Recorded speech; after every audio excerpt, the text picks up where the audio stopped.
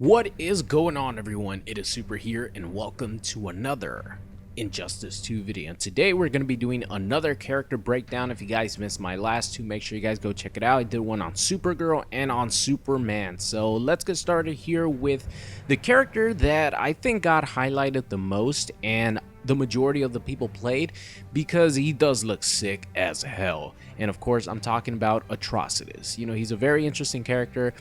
And let's go into, some of the things that makes him interesting. And by all accounts, by a lot of the players that got to play Injustice 2 this build at E3, they said Atrocitus was insanely fun and the best character in that build. Of course, this is pre-alpha. This is like not even close to how the characters are going to be on release day. But just knowing that the character moves really well and flows really well, and just some of the tools that he has, and that he's a lot of fun. I was really looking forward to Atrocitus because I think he looks really sick. So let's get started here. Of course, we can't talk about Atrocitus without talking about Dex-Starr, which is his cat. He's a Red Lantern, and it's his trait. So what his trait does is pretty much what Puggles does for Summoner Quan Chi. He has a projectile. He has a, like summoning attack where Atrocitus commands him to go punch the crap out of your opponent.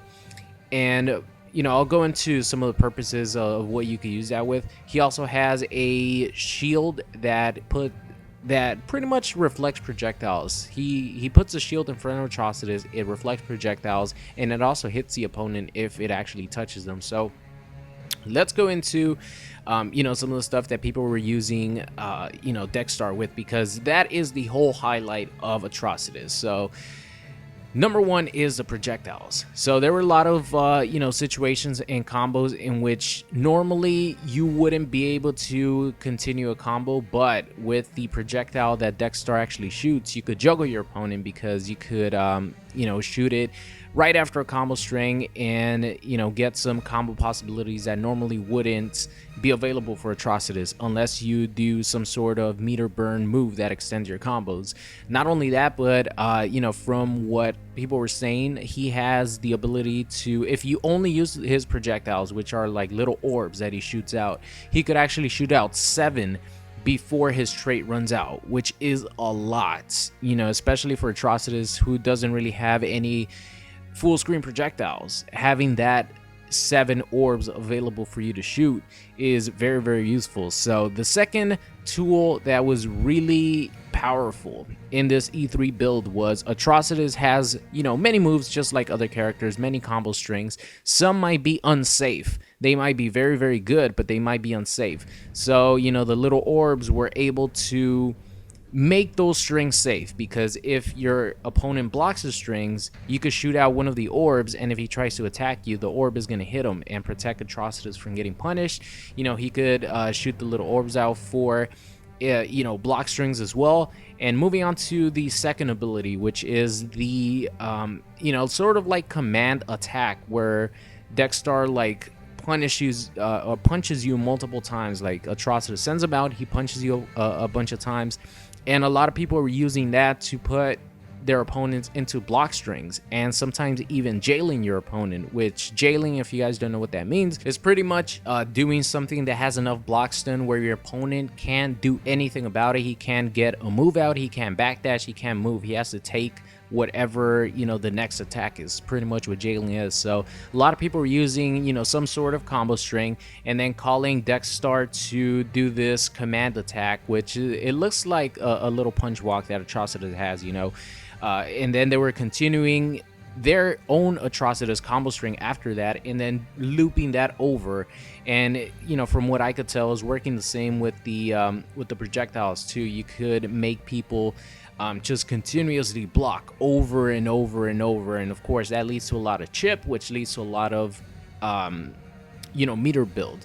So it's going to be interesting to see how they balance that out. It looked like, you know, Dex-Starr is a very, very powerful trait just based on the tools that he has. So moving on here, of course, you know, that's pretty much like the highlight of Atrocitus. So he has a lot of combo strings that start off with mids, which are always really good. You know, for example, look at Kotal Khan. He has a lot of moves that start off with mids, forward advancing, and he's a very, very good character. And mids lead to a lot of frame traps and stuff like that, so you know, having mid attacks is really good. He doesn't have any overhead or low combo starters, but he does have overhead and lows mixed in with combos. Next up here, he has a life drain, so he activates you know, some sort of aura, and whenever you're close to Atrocitus and he's not attacking, he's actually draining your life. It's like a life drain, and he could actually detonate that at any time, and it like it creates an explosion, and he could you know, he takes life away from you. Obviously, if you get caught in the blast, he's gonna take, you know, a specific amount of life, sort of like Warrior Predator.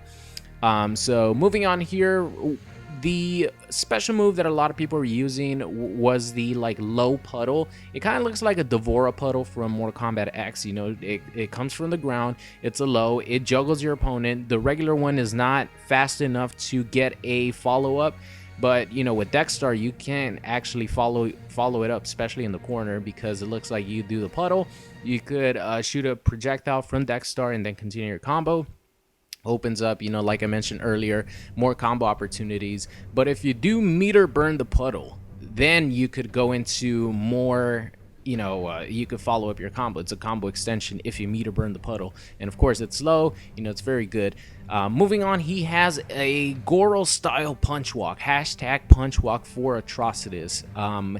From what I could tell, it starts off as a high. I don't know if all the hits are highs. I don't know if you could just duck under like all the hits, maybe just the first one and then maybe poke out of it or do it down 2 or something like that. But I definitely saw that it started off as a high. I'm not sure, like I said, if all the punches are highs. It starts up really, really fast, but having some sort of fast reversal is always very, very nice. So that is pretty much it. That's all I have in my notes. I know Atrocitus did a ton of damage. You know, I saw Sonic Fox saying that he was doing 55% bread and butter combos with 1 bar, which is pretty crazy. But like I said, this is like not even a pre-alpha build. This is just to showcase all the characters. So a lot is going to change, but just based on the tools that Atrocitus has, I think he's going to be a very, very good character.